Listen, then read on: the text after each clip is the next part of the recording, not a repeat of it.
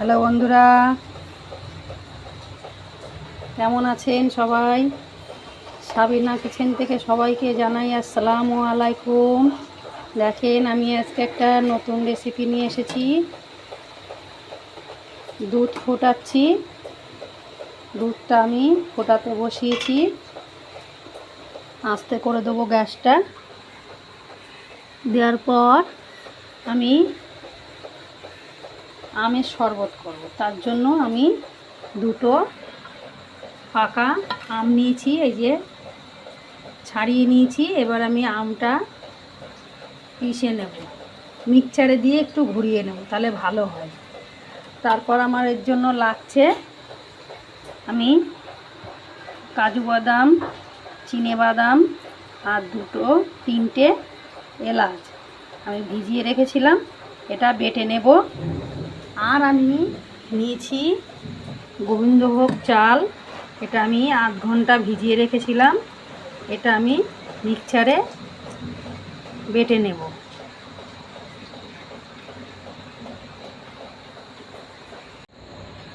দেখুন, আমি আমটা পেস্ট করে নিয়েছি। আর এখানে চালটা আমি একটু দানা দানা করে পিষে নিয়েছি, মিক্সচারে ঘুরিয়ে নিয়েছি। আর এই দেখুন, আমি চিনেবাদাম আর কাজুটা বেটে নিয়েছি। এবার আমি এক এক করে, দুধটা আমি অফ করে দিয়েছি, এবার আমি এক এক করে সব দুধের ভেতরে মিশিয়ে নেব।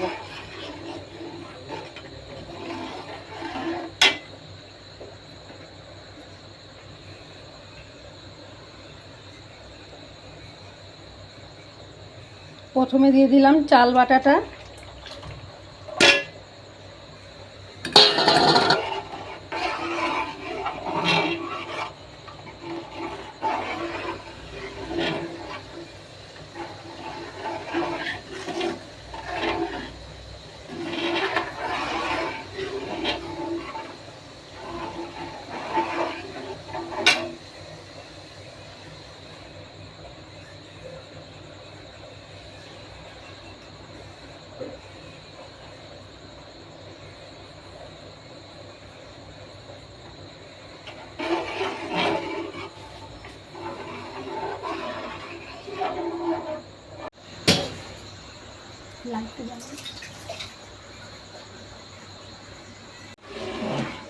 এটা নাড়তে হবে, হাত বন্ধ দিলে হবে না, নাহলে দলা পাকিয়ে যাবে। দলা পাকিয়ে গেলে খেতে ভালো লাগবে না।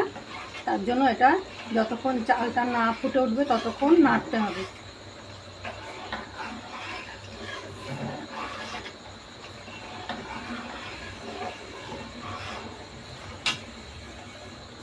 এবার আমাদের স্বাদ মতন চিনি দিয়ে দেবো। আপনারা যে যেরকম মিষ্টি খাবেন সে সেরকম মিষ্টিটা দিয়ে দেবেন।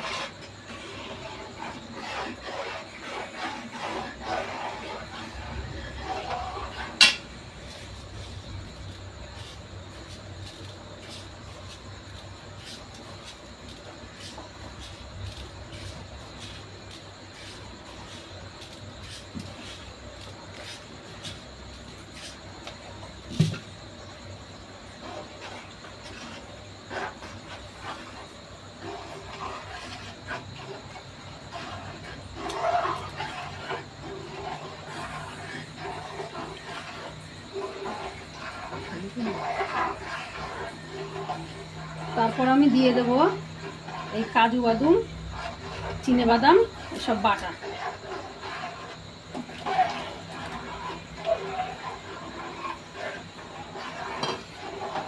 এটা আমার একভাবে নাড়তে হবে।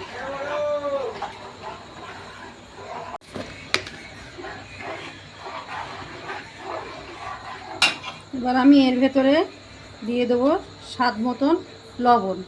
লবণ দিলে একটু টেস্টটা ভালো হয়।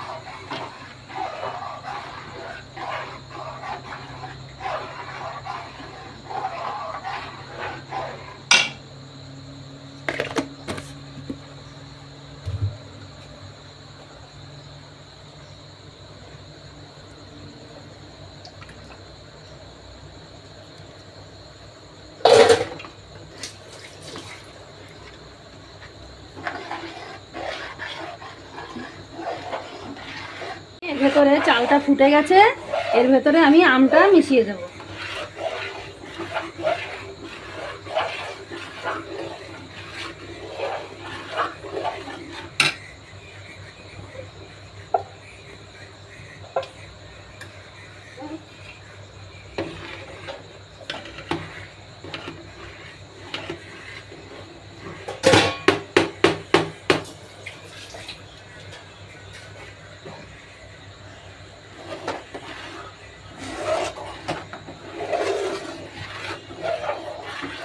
কালারটা দেখুন বন্ধুরা, কত সুন্দর হয়েছে কালারটা।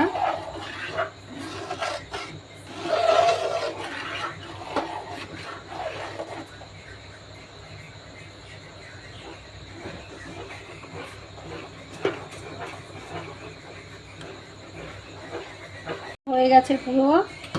হ্যাঁ, এটা আমি নামিয়ে নেব, এটা ঠান্ডা করে নেব। ঠান্ডা করে তারপরে আমি গ্লাসের ভেতরে ফ্রিজে দেব 3-4 ঘন্টার জন্য। তাহলে ঠান্ডা ঠান্ডা বেশ ভালো লাগবে খেতে। ভালো লাগলে আপনারা একটা লাইক করবেন, করে বানিয়ে খাবেন, দেখবেন খুব ভালো লাগবে।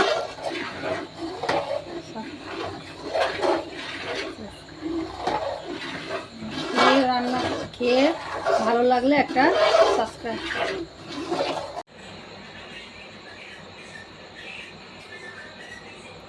হ্যালো বন্ধুরা, দেখুন আমি এরকম করে ঠান্ডা হয়ে গেছে, এরকম করে কাপের ভেতরে মানে প্লাস্টিকের যে গ্লাস আছে ওই গ্লাসে করে আমি এরকম করে সাজিয়ে নিয়েছি।